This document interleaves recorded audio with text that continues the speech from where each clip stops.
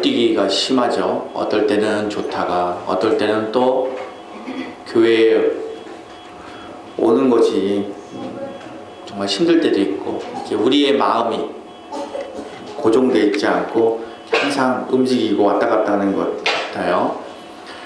이제 교회를 다니면서 이제 많은 하나님의 말씀들을 듣는데, 듣는 말씀들을 들으면 어떨 때는 야, 참 나를 위해서 하시는 말씀이구나, 참 좋다, 이런 것도 있지만 들으면 들을수록 참 부담이 되는 말씀들이 있어요.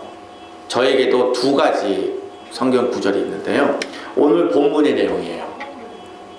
철없을 때 정말 하나님의 은혜를 모르고 내 능력으로 내 힘으로 뭔가 될 것 같아서 나는 다른 사람들과 뭔가 좀 달라, 나는 기도도 많이 했고 나는 믿음의 가정에서 태어났기 때문에, 나는 선택받은 목회자이기 때문에 뭐가 달라, 그렇게 거듭나기 전에는 그런 생각 가지고 이 본문을 보면, 그래, 내가 나가서 복음을 전하면 다 쓰러질 거야, 내가 복음을 전하면 많은 사람들이 다 돌아올 거야, 그렇게 생각을 했었던 시절이 있었어요. 근데 거듭나고 나서 하나님의 은혜를 알면 알수록 이 말씀 안에 담겨있는, 숨어있는 아버지의 마음이 너무나도 깊은 거죠. 철없는 자식이었을 때는 이 말씀을 그냥 글자 그대로 받았는데 그럼에도 불구하고 부담돼요. 모든 족속으로 가서 제자를 삼고, 모든 족속? 어디 가야지? 아프리카? 저 먼 남미? 어디 가야 되지?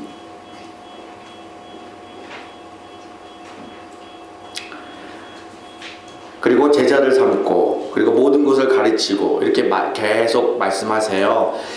마태복음 28장 18절 20절은 예수 그리스도께서 지상 대명령이라고 별명이 붙을 정도로 예수의 유언과도 같은 거예요.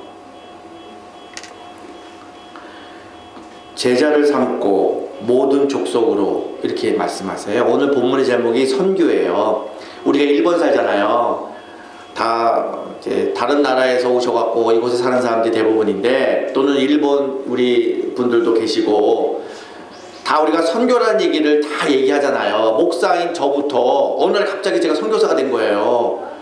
예, 제가 어느 날 갑자기 선교사가 돼갖고 저도 선교에 대한 것이 부담이 되는 거예요. 선교해야 되는데, 나는 목사이면서 선교사인데 선교를 어떻게 해야 되지? 여러분도 늘 그런 얘기 듣잖아요. 일본에 사는 이유는 선교하기 때문에 있는 거예요. 40년 50년 살아도 선교 때문에 사는 거예요. 이렇게 얘기 들었지만 조용히 혼자 생각해 보면, 나는 그럼 뭐 했지? 내가 선교 뭐 홋카이도를 가봤나, 저기 시골에 가서 내가 사형리를 갖고 일본 사람 붙잡고 복음 전도도 한 번도 안 했는데 난 어떻게 되는 거지? 이 말씀을 들으면 들을수록 부담감이 돼요. 부담감. 그럼 난 어떻게 해야 되지? 우리의 존재의 목적 중에 하나가, 우리가 일본에 살아야 되는 이유가, 대명제가 선교잖아요. 그래서 우리가 그걸 자꾸 내 마음을 다스리잖아요. 그래, 내가 이렇게 힘들어도 내가 그래 선교 때문에 가는 거지, 참아야지. 그리고 넘어가고, 살다 보면 또 타국에 나와 살다 보면 참 힘든 일들, 좀 넘기기 어려운 일들을 만날 때마다 우리가 마음을 다다듬잖아요. 아, 그래, 나는 하나님께 부름받은 사명자야, 선교해야지. 그리고 선교라는 단어를 늘 우리가 입에 달고 살지만 혼자 스스로 생각하면 난 지금 뭐 하고 있는 거지? 하고 나 스스로도 나를 이해를 못 시키고 좀 있는 부담감이 있는 거죠. 그래서 오늘은 우리가 이 자리에 있는 저와 여러분 모두에게 중요한 고뇌 중에 하나인 선교에 대해서 한번 얘기를 나누려고 합니다. 과연 하나님께서는 우리에게 어떤 말씀을 하시는 것인가? 오늘 본문에 모든 족속으로 제자를 삼아, 이렇게 말씀하세요. 신앙은 실력과 능력이 아니에요. 신앙은 성품과 인격의 문제예요. 그 말이, 신앙생활을 잘 하려면, 신앙생활을 뭔가 잘 하려면 실력이 있고 능력이 있으면 신앙이 잘하는 게 아니에요. 목회자들도, 목사님도 신앙이 다 좋은 게 아니에요. 인격과 성품이 있어야 되는 거예요.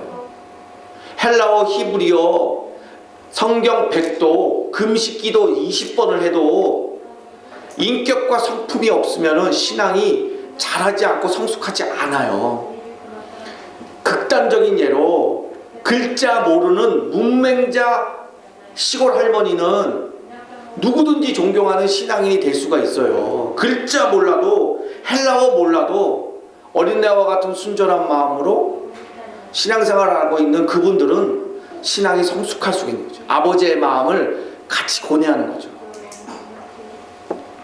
그러니까 제자를 삶아 이 뜻은 누군가에게 가르치고 헬라어를 가르치고 히브리어를 가르쳐서 뭔가 실력을 기르고 지식을 넣어준다는 게 아니에요.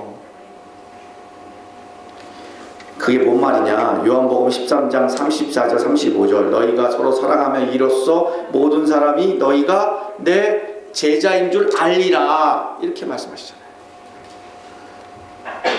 어디 나가서 제가 목사인데요, 제가 이른바 목사인데요 이렇게 얘기할 필요가 없다는 거예요.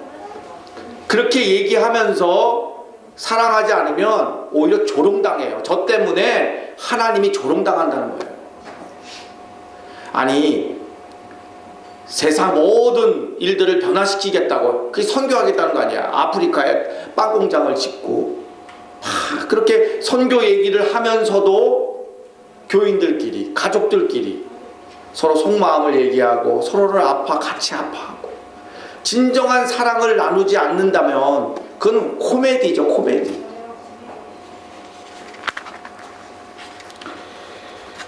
오히려 예수님을 믿지 않는 사람들은요, 친구들 만나서 동창들 만나서 술 한잔 하면서 속 얘기 다 합니다. 그리고 같이 아파해요.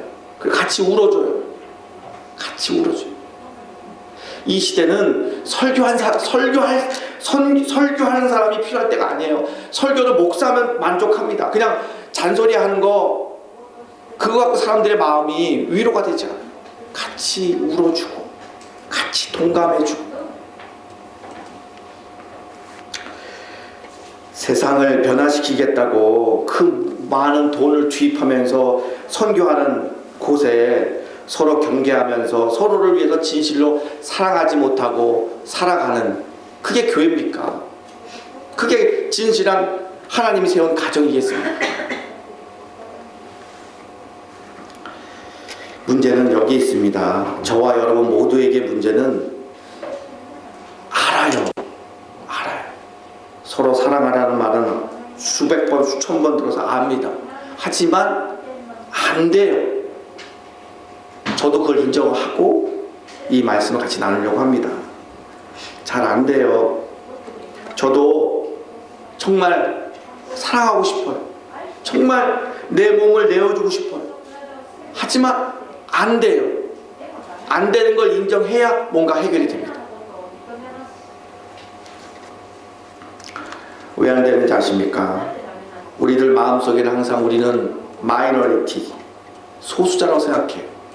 하나님이 우리를 지으실 때 하나님이 우리를 지으셨잖아요. 지으실 때 세상의 주인공으로 만들어 놓으셨는데 우리가 아담 이후에 타락하고 난 이후에 영이 하나님으로부터 깨지고 나서 우리는 늘 소수자라고 생각해요. 마이너리티. 그 말은 스스로를 자꾸 자책하고 분노하며 살아요. 많은 크리스찬들에게 앙케이트 조사를 하면 오늘 밤 당신이 세상을 떠나면 지옥 가겠습니까? 천국 가겠습니까? 이렇게 물어보면 대답은 대다수가 지옥 간다고 표시 동그래요. 무서운 얘기죠. 그거 아니에요. 그거 아니에요. 제가 잘 알고 있는 어떤 남자 집사님이 계셨어요. 제가 몇 번 얘기한 것 같은데 이 남자 집사님은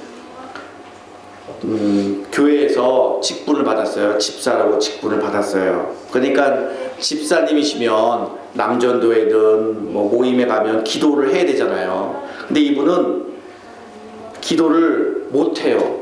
입이 떨어지질 않아요. 정말 누구처럼 청산유수처럼 정말 잘 기도하고 싶은데도 안 돼요. 이유가 뭐냐면 아버지 이 말이 입 밖에 나오지가 않아요. 그러다 보니까 교회 다니는 것이 너무 고통스러운 거예요.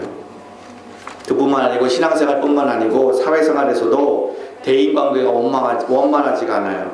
직장에 가면 상사들에게 자기도 모르는 사이에 독소리 나오고 대드는 거예요.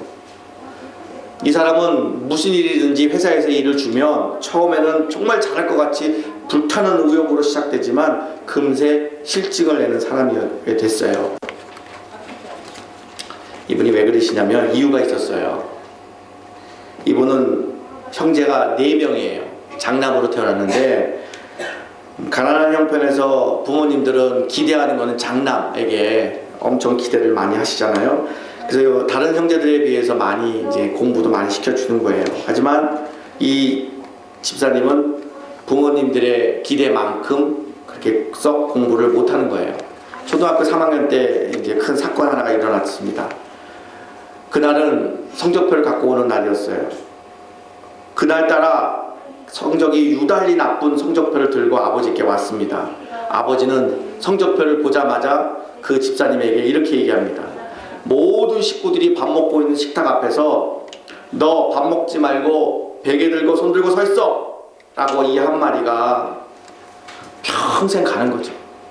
그날 밥을 못 먹어서가 아닌 게 아니라 동생들 앞에서 비참하게 뭉개진 자존심이 도저히 견딜 수가 없는 겁니다.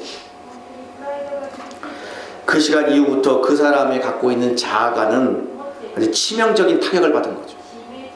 그러고 난 이후부터 아버지가 두려워진 거죠. 그래서 아버지 앞에 가면 아버지가 아무 말도 안 했는데도 불구하고 숨이 탁탁 멎는 겁니다. 그리고 나서 다른 사람들 앞에 가면 주눅이 들기 시작하고 무슨 일을 하기 시작하면 마음속에 이런 말이 나오는 거예요. 너 같은 놈은 뭘 할 수 있니? 너 같은 놈은 뭘 할 수 있니? 뻔한 거야 라는 소리가 자꾸 속에서 들리는 거예요. 이상하게도 직장에 나가서 열심히 일하고 싶지만 직장 동료를 보면 아버지가 생각나는 거예요. 그러니까 분노가 치밀어서 직장 상사에 향해서 싫은 소리를 하는 거예요. 막대하는 거예요. 접대시되는 거예요. 그러니 이 생활이 원만하게 되겠습니까? 이런 분이셨어요. 근데 이런 분이 어느 날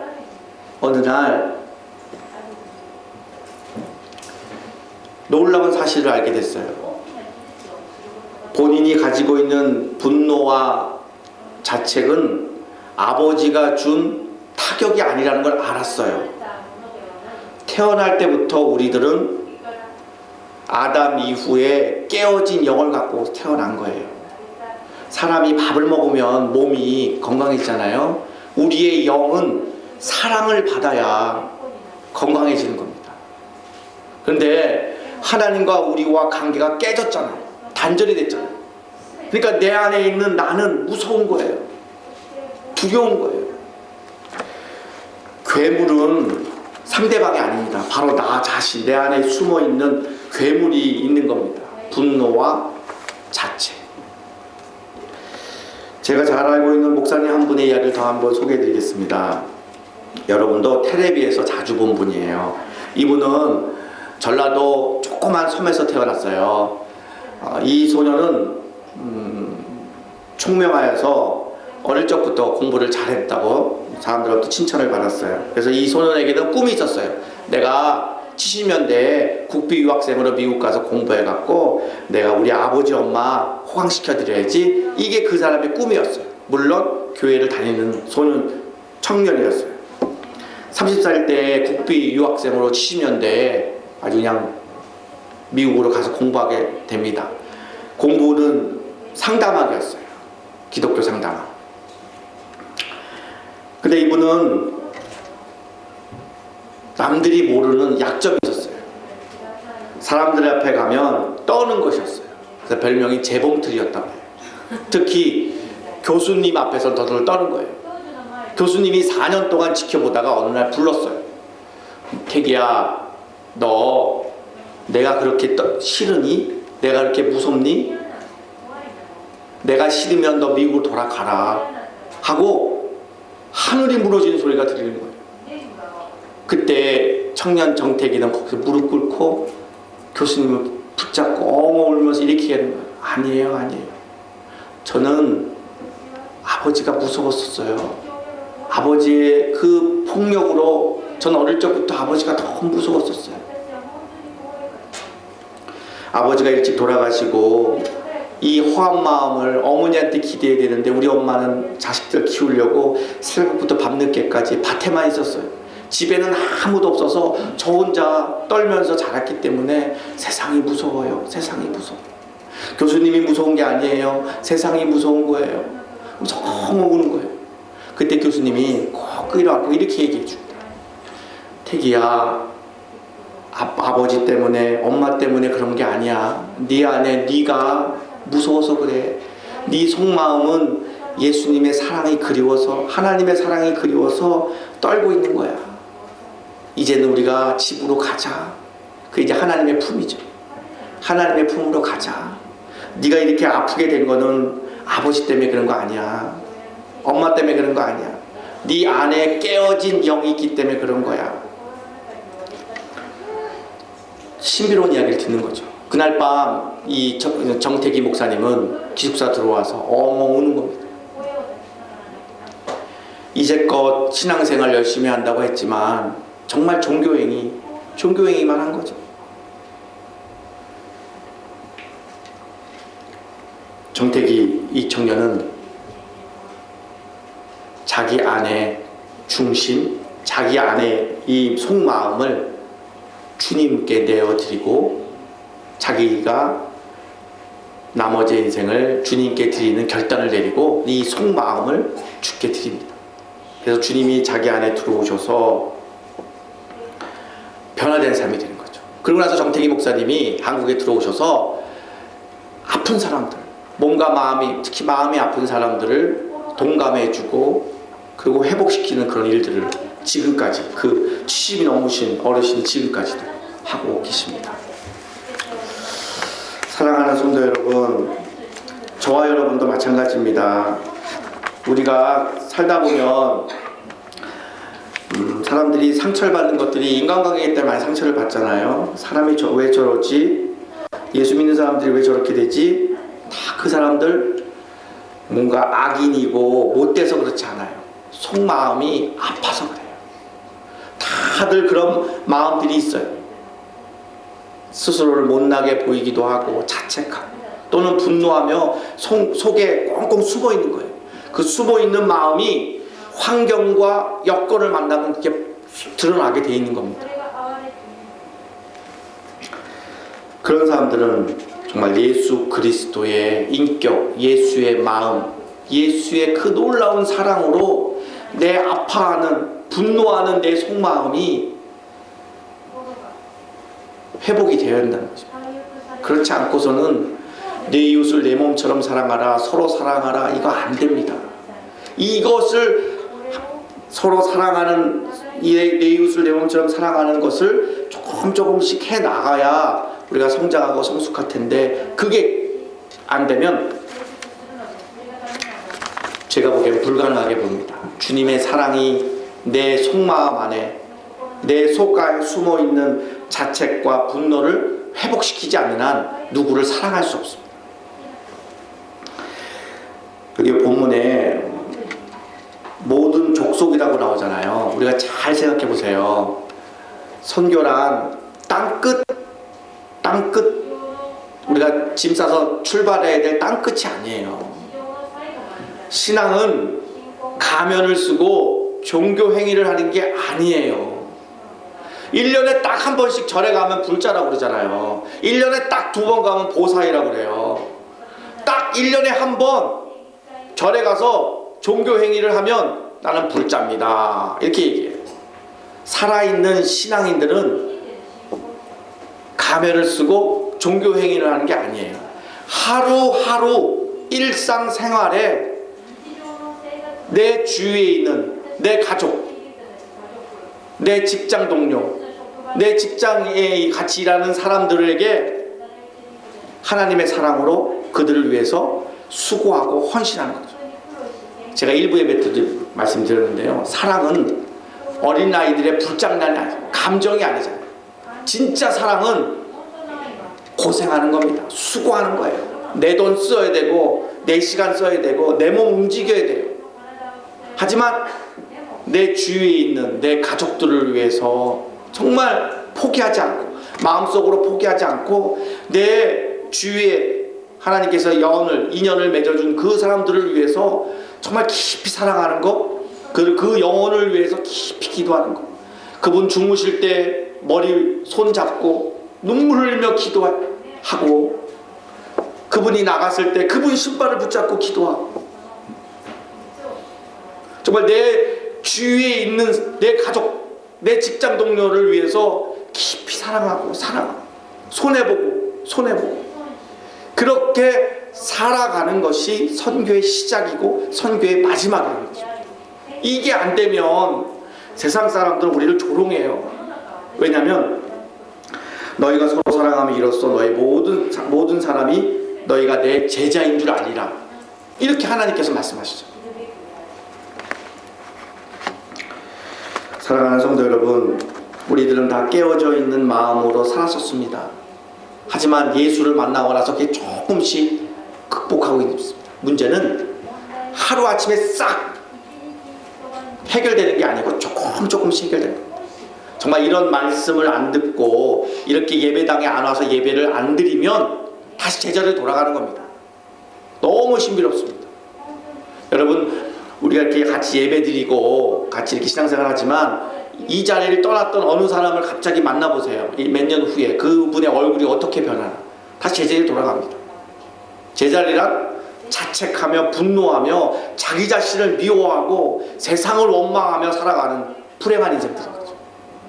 하지만 우리들은 날마다 신령한 주의 말씀을 듣고 같이 기도하고, 그것도 안 되면 나를 위해서 눈물을 흘리며 기도하는 성도들이 뒤에 있기에 내 안에 깨어진 마음들이 하나님의 은혜로 조금씩 회복해 나가는 거죠. 언제까지요? 하나님 앞에 가는 그날까지. 오늘은 이제 선교에 대해서 우리가 이야기를 좀 나눴습니다. 여러분, 선교에 대한 부담감으로 우리가 세상을 살지만 오늘 우리가 나눈 말씀을 통해서 선교의 시작이 선교가 바로 이런 거구나를 깊이 깨닫고, 당장 오늘 예배를 끝나면 돌아가서 만날 우리 내 사랑하는 가족들, 그 가족들을 정말 뜨겁게 사랑하고 그들을 위해서 정말 눈물을 흘리며 기도하고,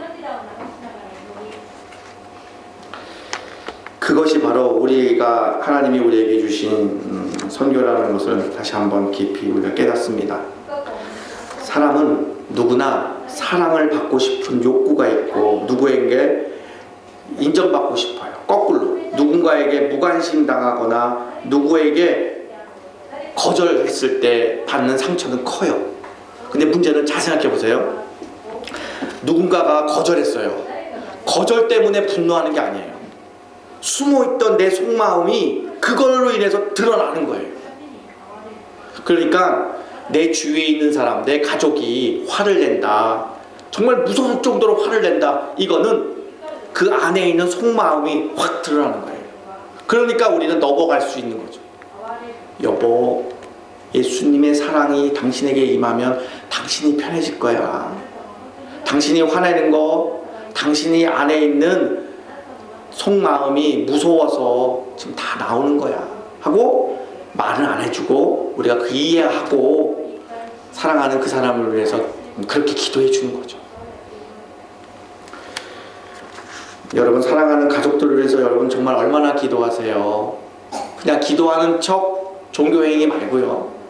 정말 내 사랑하는 사람, 그분이 주무실 때 팔이라도 붙잡고 한번 기도해 보세요. 직장 나가면 신발 붙잡고라도 한번 눈물을 한번 기도해 보세요. 내 사랑하는 이 사람 나 만나서 주님 사랑 알게 하소서. 이 사람도 하나님 몰라서 불안하고 무서워 살고 있습니다. 자기 스스로를 자책하고 분노하며 살고 있습니다. 하나님의 크신 사랑으로 이 사람 품어주소서.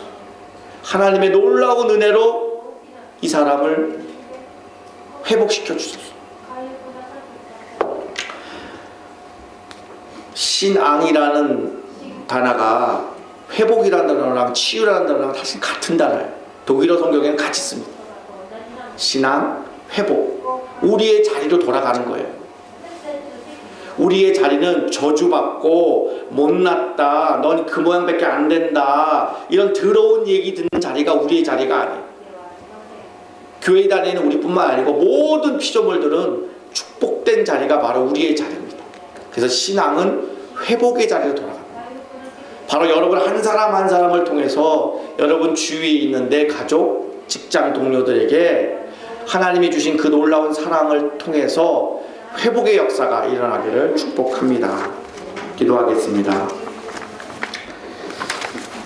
아버지 하나님, 하나님의 말씀은 온전하시고 완벽함을 믿습니다. 불완전하고 부족한 사람이 증거한 하나님의 말씀을 우리 하나님께서 성도들에게 확증시켜 주시옵소서. 불안하고 불완전한 하나님의 종을 숨기시고 온전히 하나님의 그 놀라운 은혜를 온 성도들이 누릴 수 있도록, 깨달을 수 있도록 인도하여 주시옵소서. 서로 사랑하라는 말씀을 알고 있었지만 많이 부담스럽고 많이 어려웠습니다. 하지만 이제는 알았습니다. 주님 사랑으로 하나님 날아가는 그날까지 품고 품기를 원합니다. 도와주시옵소서. 하나님께서 인연을 맺어준 내 가족들, 내 직장 동료들, 그들부터 먼저 사랑하고 그들을 위해서 수고하고 헌신하고 고생하는 일을 자처할 수 있도록 우리를 지켜 주시옵소서. 그리하여 우리가 있는 곳이 하나님 나라 되도록 인도해 주시옵소서. 우리가 있는 그곳이 복된 자리가 될 수 있도록 축복하여 주시옵소서. 온 성도들이 퍼져서 이제 세상 나아가서 거처하는 그곳이 하나님의 은혜가 선포될 수 있도록 인도하여 주시옵소서. 믿고 감사하며 예수님의 이름으로 간절히 기도드리옵나이다. 아멘.